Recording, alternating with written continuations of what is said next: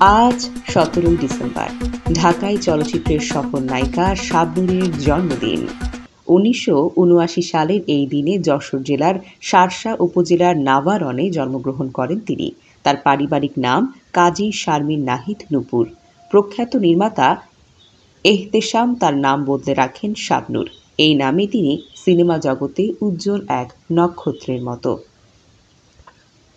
এহতেশাম পরিচালিত চাঁদনি রাতে চলচ্চিত্রের মাধ্যমে নায়ক সাব্বিরের বিপরীতে বড় পর্দায় অভিষেক হয় তার।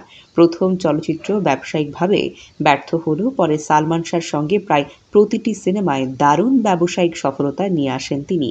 জনপ্রিয় সালমান শাহ এবং শাবনূর এই জুটির 14টি চলচ্চিত্র ব্যবসায়িক সফলতা লাভ করে। এই জুটির প্রথম চলচ্চিত্র হল জহিরুল হক পরিচালিত তুমি আমার। 1994 সালে মুক্তি পায়। একই বছর আলম কিরণ তাদের নিয়ে ফারুক কবরী জুটির সুজন সখী এই চলচ্চিত্রের রঙিন পুনর্নির্মাণ করেছেন।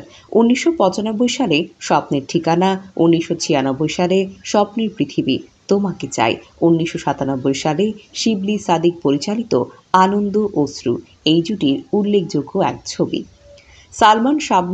সালমান শাহের অকাল প্রয়াণের পর রিয়াজের সঙ্গে শাবনূরের জুটিও ছিল দারুণ জনপ্রিয় এবং সফল।